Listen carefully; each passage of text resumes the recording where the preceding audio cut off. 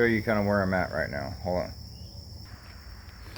Okay, so I got everything taken apart finally. This 38-year-old ball joint did not want to come apart. Took a lot of map gas and a lot of beating around, but lower control arms are done. So what we're going to be doing today, let's get over here, back over here to this other side and kind of see what we're doing. This is something that nobody talks about with these lower vane control arms. These holes back here, those need to be drilled out to a 3/8 or a 3/4 hole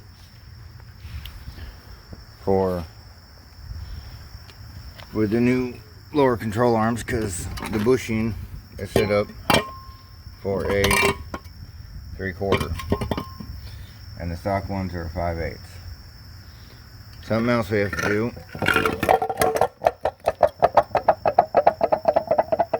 is see these two holes right here. Those two holes are for the strut arm, and got them kind of marked, but I'm going to do some remeasuring and make sure they're in the right spot, because if they're not